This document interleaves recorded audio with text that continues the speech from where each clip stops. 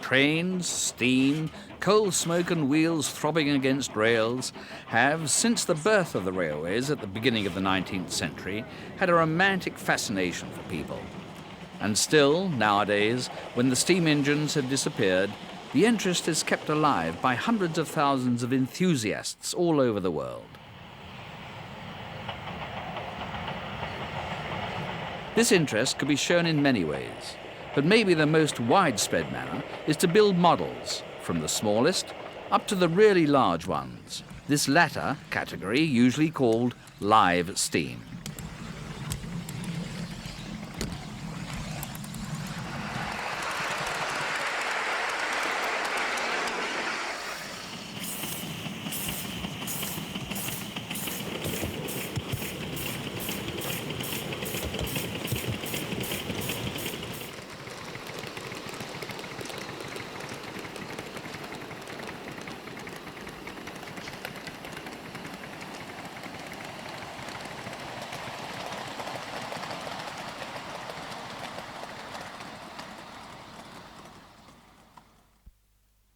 Although locomotive models had been built since development of the full-size engines, one could say that the live steam hobby of today was started at the end of the 19th century by some pioneers and was gradually developed, mainly at the beginning of the 20th century by, among others, the Englishman Curly Lawrence, called LBSC, who designed and built a great number of locomotive models based on real prototypes. Many other modelers followed, and live steam grew to be a railway hobby spread all over the world. Martin Evans, also a Briton, is one of the great designers of today, though the drawings we are skimming through here are by the Dutchman Roel Fortberg.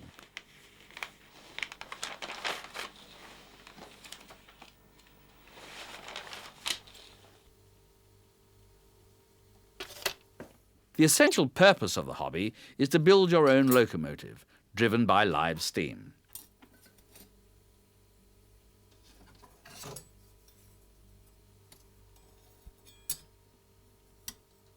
To build this type of steam engine is time-consuming work, incorporating all types of precision mechanical operations.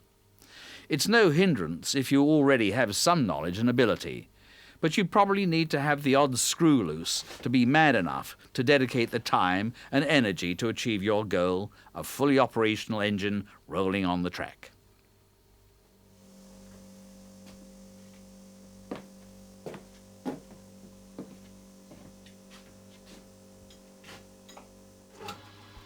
Although many hours are taken up with lathe work, milling and drilling machines, to say nothing of all kinds of hand tools, probably the most important element is a burning interest.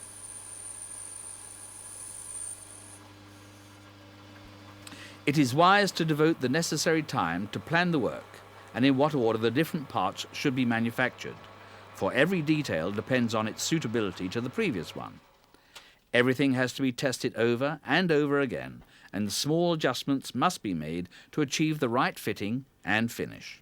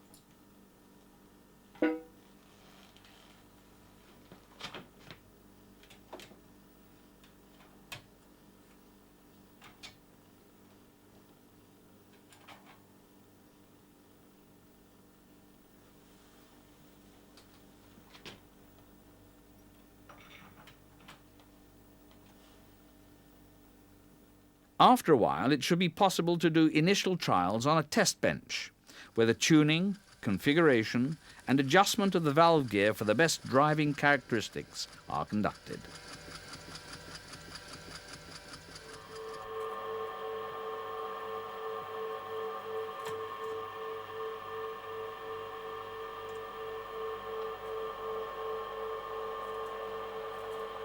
Because the full-size locomotives were always built using rivets in girder and sheet joints, we do the same when building models. This often means hundreds and sometimes thousands of holes drilled and riveted before the work is complete.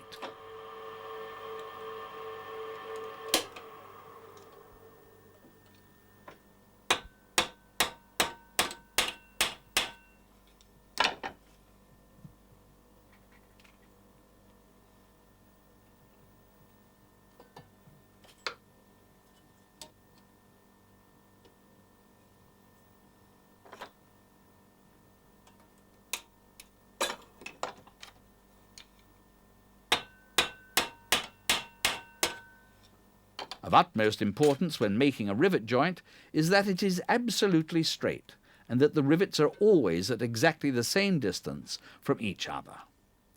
These rivet joints are of great importance in giving the model a realistic and finished appearance.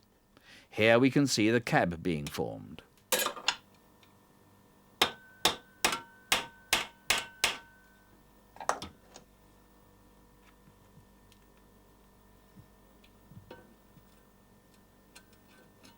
Rivet joints are seldom used in the industry today, but it is probably the jointing technique that for eye and feeling give the most sympathetic impression of natural simplicity and strength.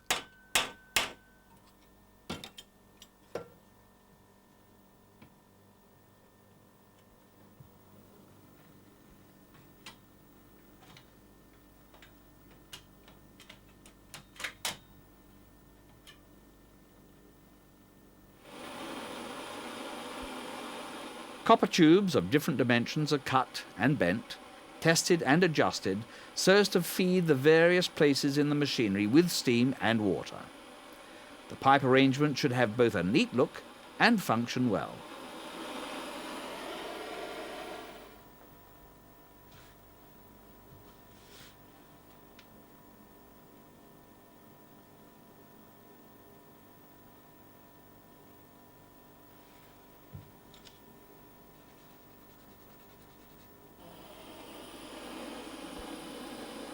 To withstand the rather high temperatures the steam can reach, around 300 degrees centigrade when superheated, silver solder is used.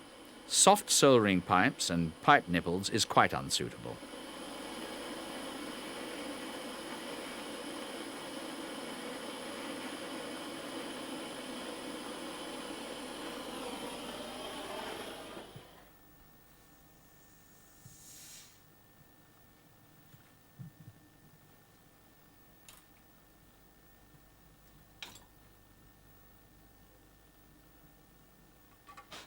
The steam pressure has to be checked continuously, for which one or more manometers are used.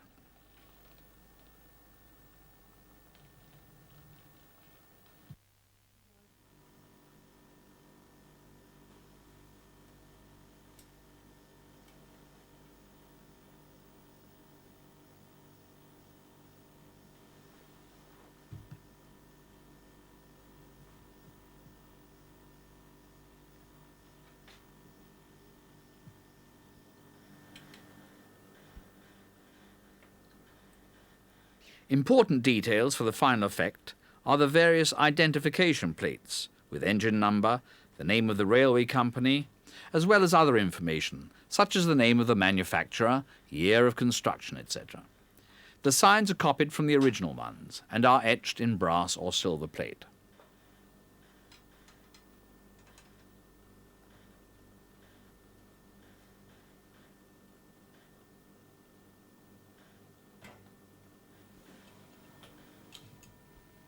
The fitting of one of the headlamps is checked.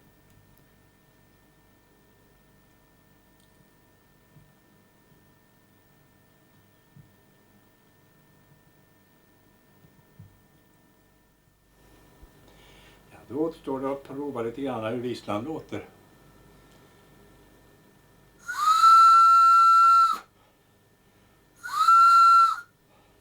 Inte så tokigt, va? We need track to be able to run the train, but first a suitable area is required, very often a problem, since a fairly large space is necessary for sufficiently gentle curves. The most common solution is a club railway, which usually is built by the club members on an area at their disposal. If you are fortunate enough to have a space on your own land, it is just a matter of beginning the navvy work. After planning, laying out, and levelling the area in question, a trench about half a metre deep is dug and filled with coarse aggregate, and finally ballast material of finely crushed stone. On this bed, what are called battens are laid. These are longitudinal, laminated bearers of impregnated wood. On top of these, the track is built of sleepers and rails. Here the work is going on with a 3.5-inch gauge at a scale of 1 to 16 at ground level to make it look more realistic. Normally, and for most hobbyists, part of the charm is to ride on the train, sitting behind the engine, handling the driving manually. So it is common to build the track about 70 centimetres above the ground to get better balance and a more convenient ride for the driver and his passengers. An attractive appearance can be given to the operating area according to taste and interest.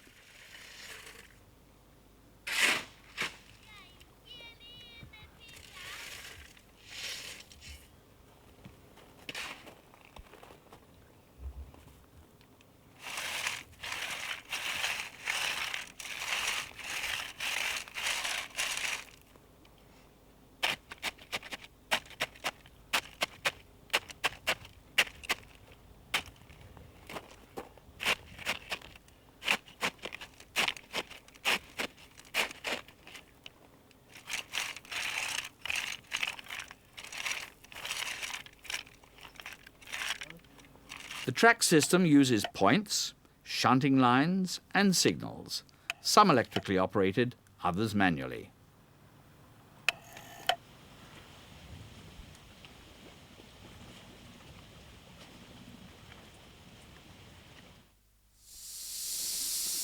In spite of the many enjoyable hours spent in the workshop and the no less wonderful summer days navvying, the excitement comes when engines and rolling stock are brought out and it is time to get up steam.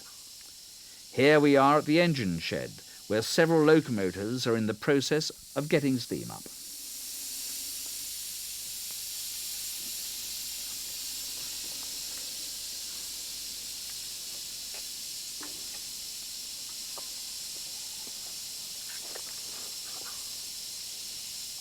At a siding, wagons are waiting to be coupled up.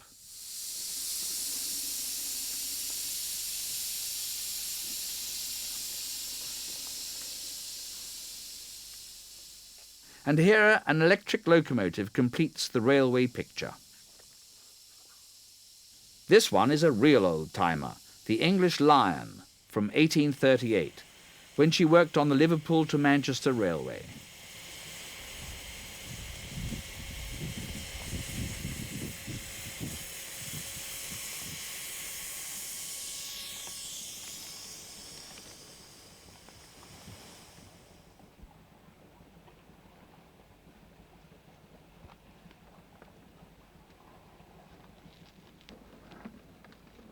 In the engine shed, we begin by filling the tender with good quality coal for efficient heating.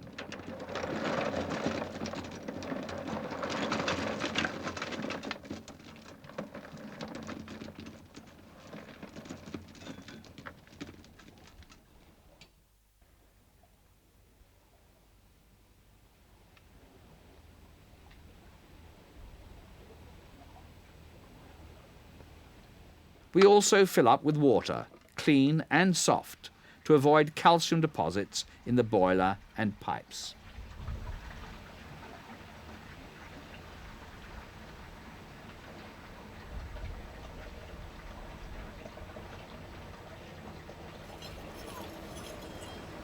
Then we start the engine warm-up by using paraffin-soaked charcoal. And for special effects we put... Det här är fotogendränkt träkol för att starta elden med. Det är lite bättre... Ja, det är lättare att få fart på den, på träkolen. Sen när det har börjat brinna ordentligt i träkolen, då lägger man på stenkol.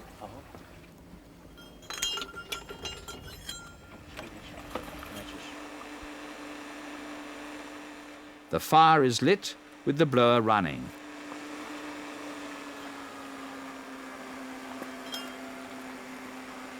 Burn?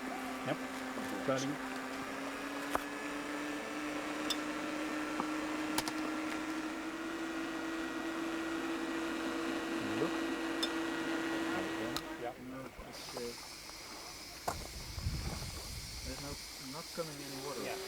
Now it's time to put in coal, and the typical odour of coal smoke is smelt.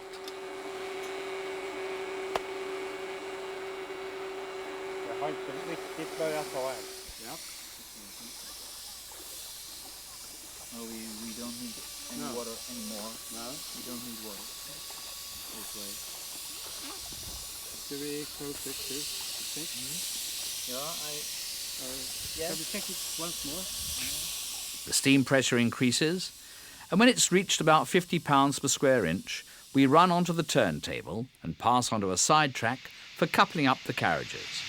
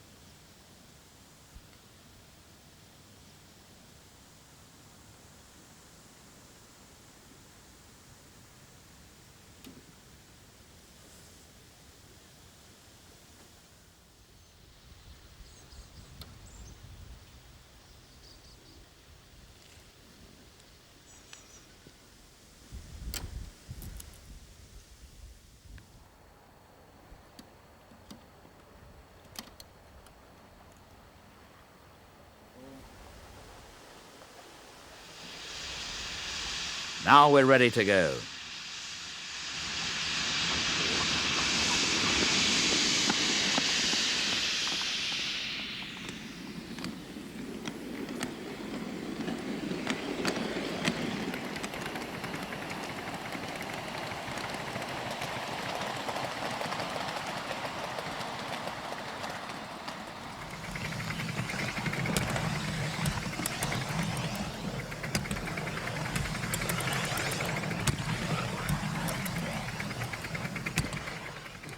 The most common way to drive a live steam train is to sit at the controls, not as here in a coach, but on a special sitting trolley.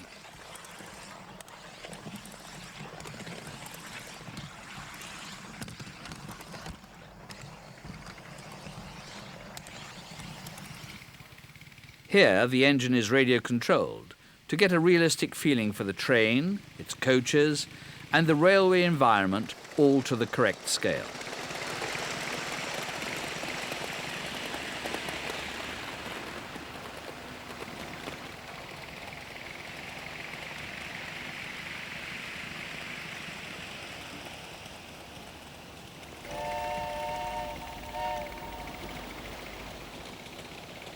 There is work for more than one to handle the whole business during an operating day. Every engine requires an operator. Another is occupied handling the shunting and signals, and yet another takes care of anything else.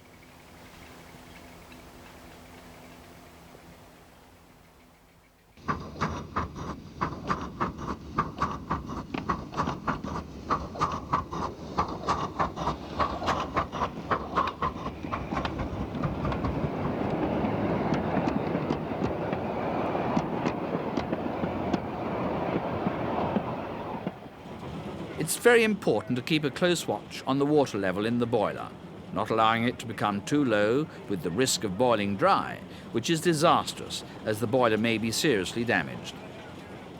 The fire also requires to be checked and replenished continuously to keep the steam pressure at the correct level.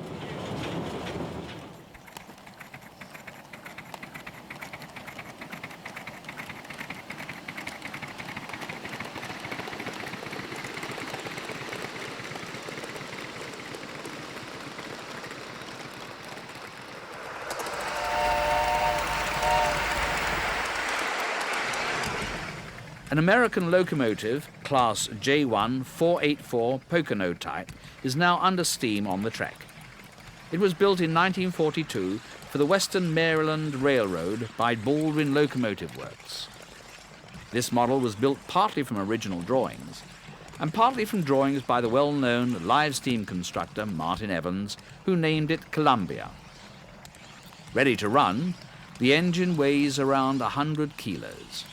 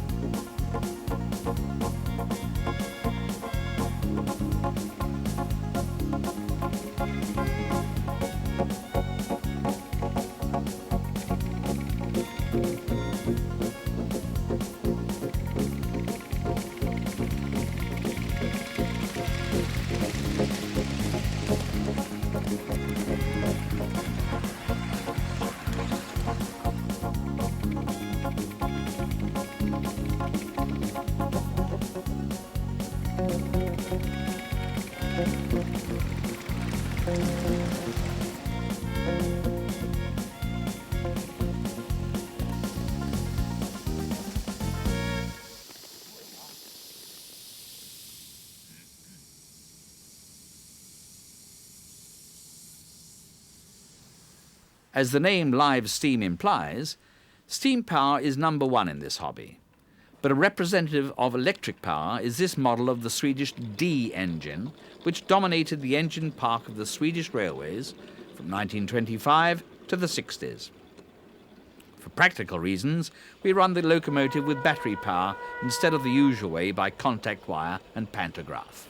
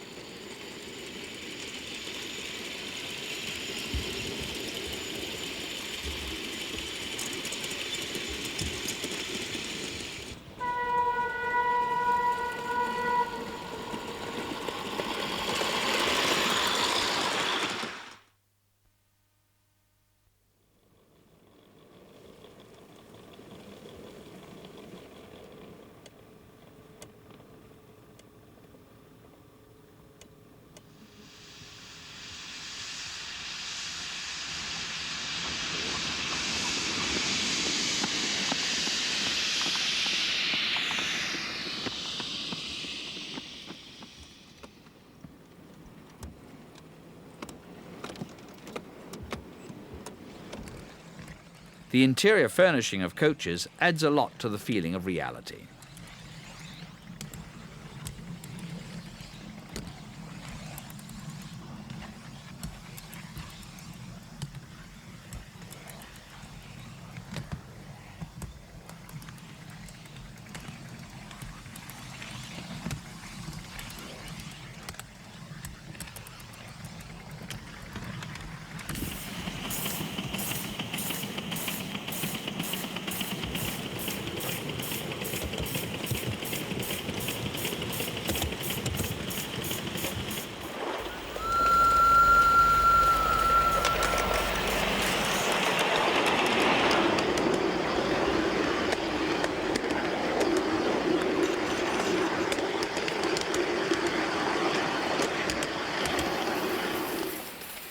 A small Dutch engine, 240 from the 1880s. The name of the original was Leeuwenhoek and was built at the German Borsig works. This model was built by the Dutchman Roel Voetberg.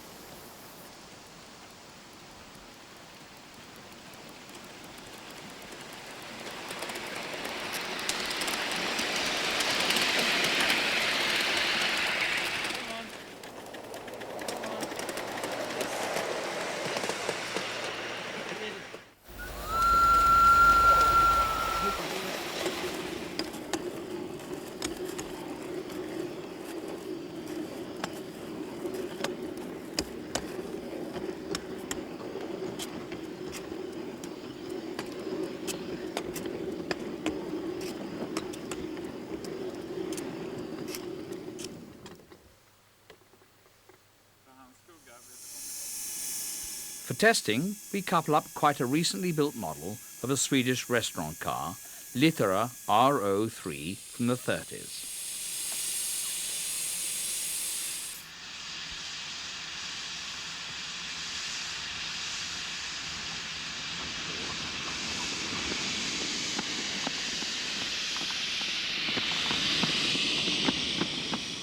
Sorry, the restaurant is still closed. But anyway, it seems more important that the coach runs smoothly and without any problems.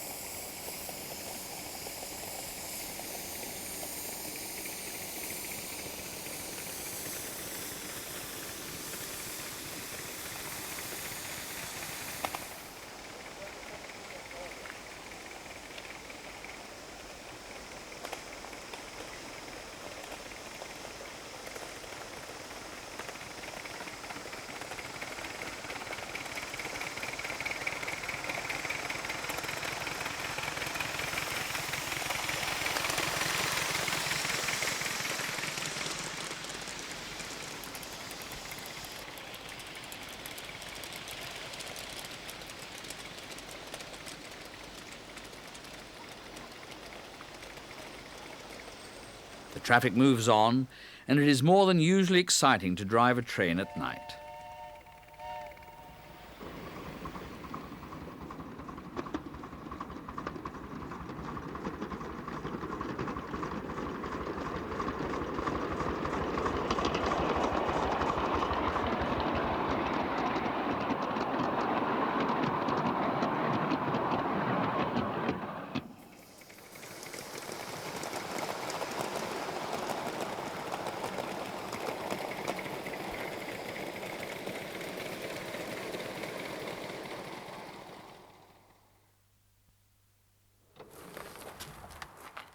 Live steam hobbyists operate in many different classes, depending on size.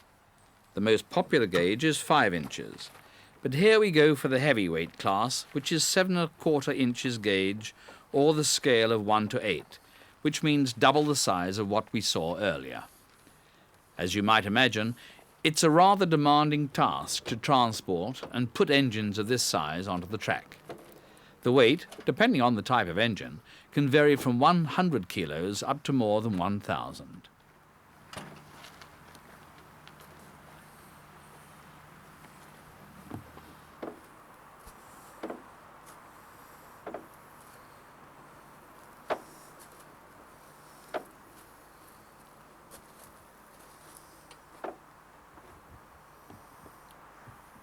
In Borås, there is the only club railway in Sweden. It's well developed and a good example of excellent work carried out by the club members over many years. Here we can see the master builder Bengt Jansson with his newly built supermodel of the engine William Shakespeare, which is in the English Britannia class, and was in reality one of the last engine types built in England before the steam era ended.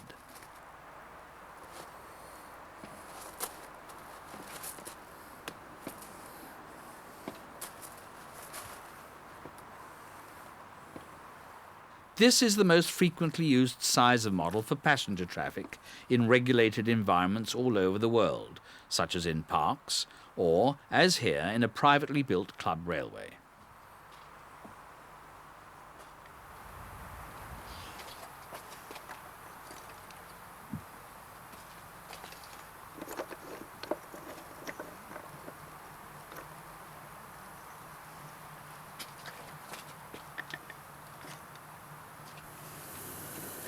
After half an hour, the steam pressure has built up, and preparations for running continue. Here we mention, as an aside, that there is only a small group of live steam builders in Sweden, while there are tens of thousands of individuals abroad.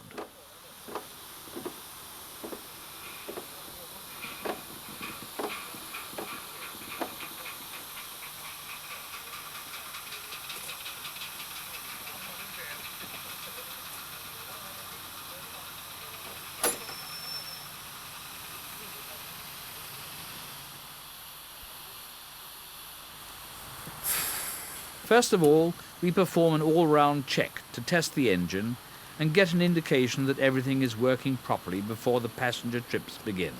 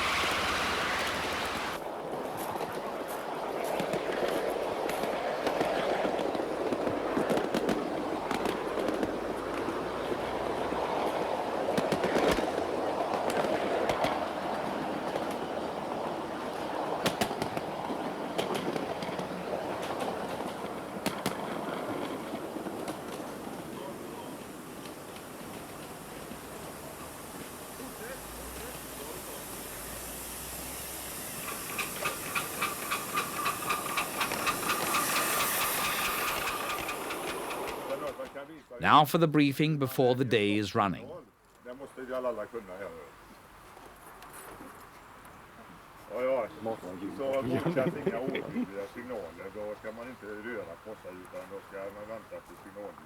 Och så länge man håller den handen uppe så ska hastigheten minska.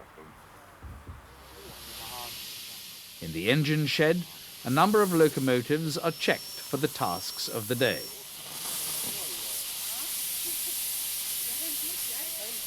Here is an English Black 5, another one of the fine engines built by Jansson.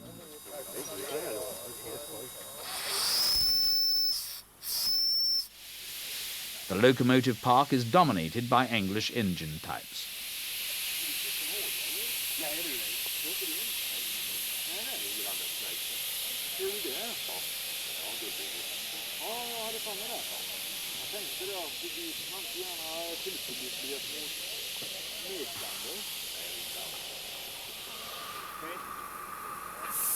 A pannier tank engine leaves with a freight train.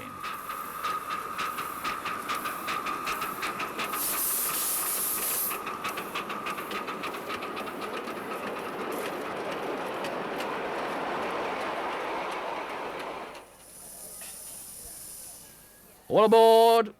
Take your seats for a ride on the Sunderland Railway.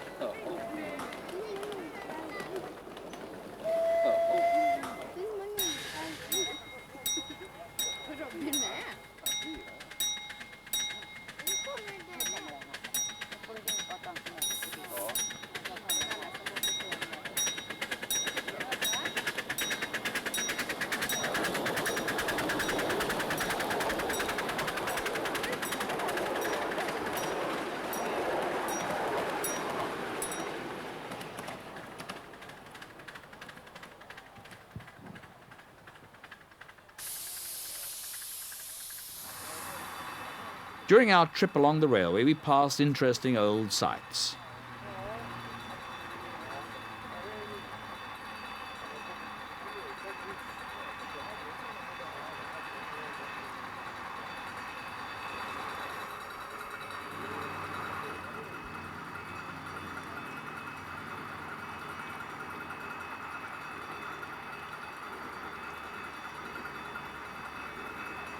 Somebody answers the call of nature in the open air.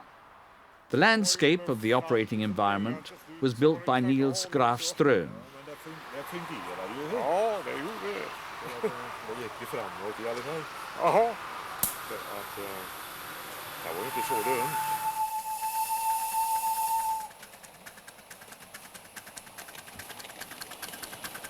These engines develop a lot of power and could carry a load equal to 40 to 50 people, about 3 to 4 tons, including the weight of the train. Because of such weights, it is doubly important that proper safety arrangements exist for passengers and spectators.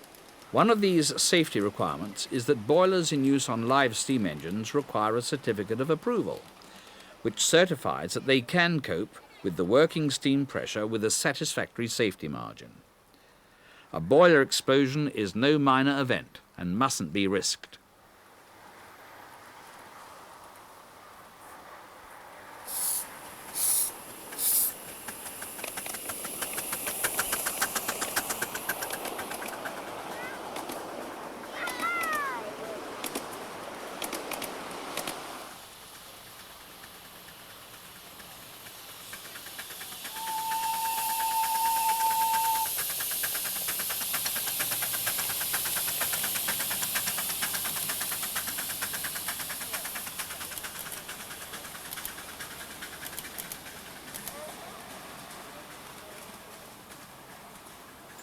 Because the railway dawdles through different parts and types of terrain, we feel close to nature during our trip.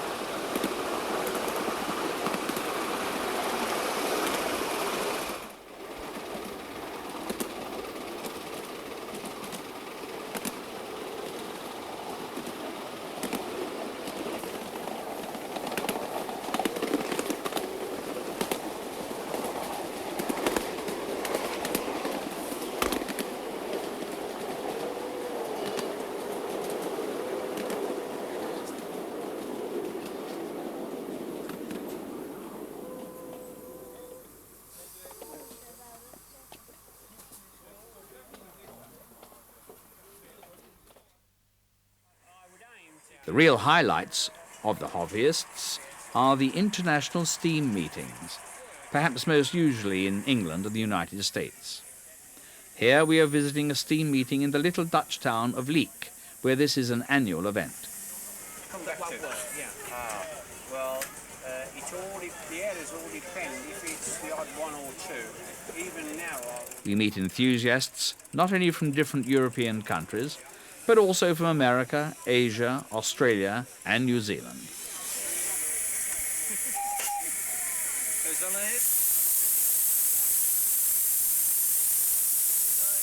This is the accomplished builder Roel Fortberg from Holland.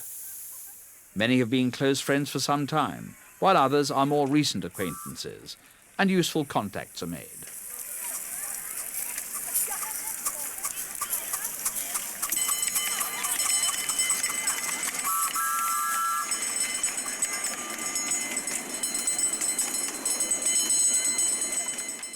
Personal experiences, interesting technical problems and ideas are discussed in a good-humoured atmosphere.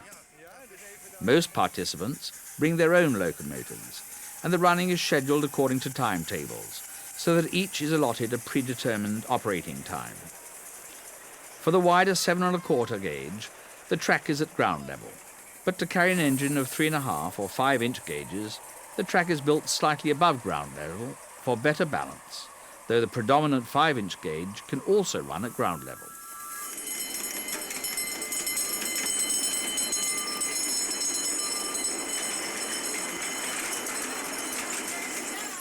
Here we can see a variety of locomotive types from different countries and periods.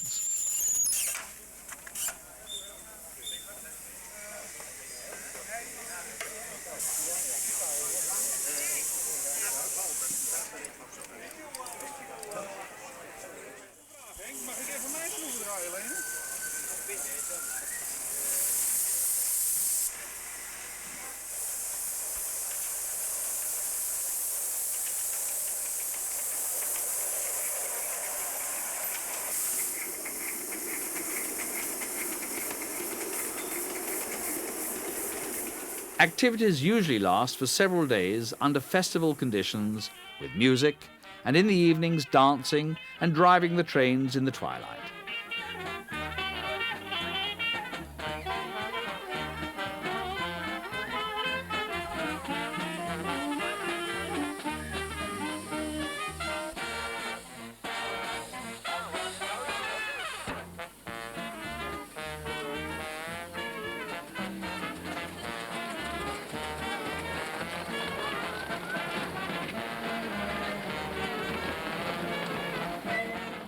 Interesting and unusual. This is a so-called Garrett engine with 2 4-coupled drive mechanisms. This engine type was for a long time common in South Africa.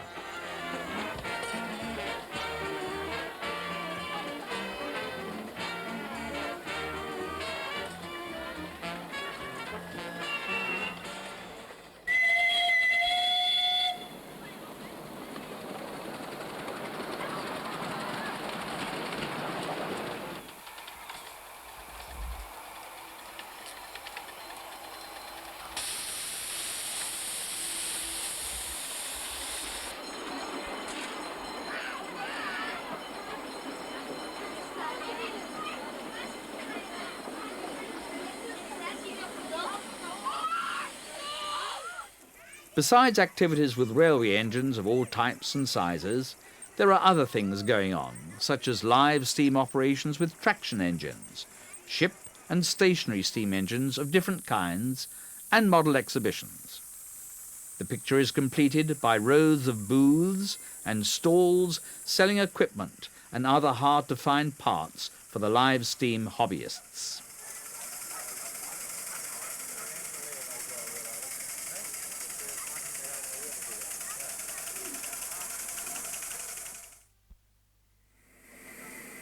Another great meeting place is Öhringen in southern Germany, where enthusiasts gather to share their common interest in steam locomotives. On such occasions, there are also a great many first-time spectators finding out about the hobby. Maybe 1 or 2 will get the urge to try a beginner's project.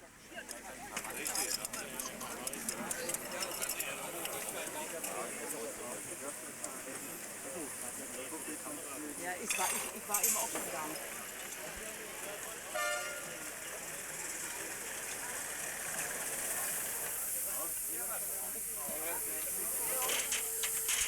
Less well-known equipment always attracts interest.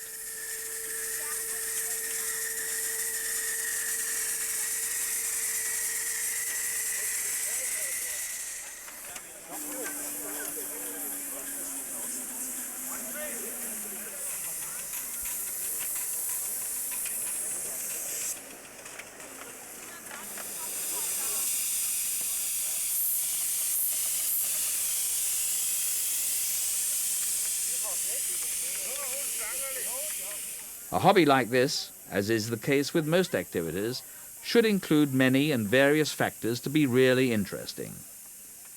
At first, there may be a personal technical interest, mainly focused on railways, their rich history and influence on the world's industrial development.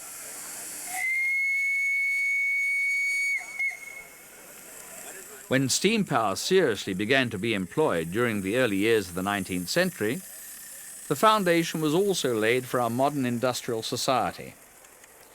Steam power came to be used for many different operations other than railways, for example in ships, agriculture, the timber industry, various mechanical applications such as the textile industry, and many other areas. Today it is still used in large steam-powered electricity generating stations and central heating systems. In other words, this 200-year period represents an almost limitless resource of our social history. Live steam may be an unusual hobby in Sweden, but as we have seen, the international interest is considerably greater, which means that it is easy to find useful, friendly, and welcoming contacts in other countries. All walks of life are represented among the hobbyists, and those who get bitten by this bug can expect to spend many absorbing hours throughout the years, so long as their interest can keep up steam.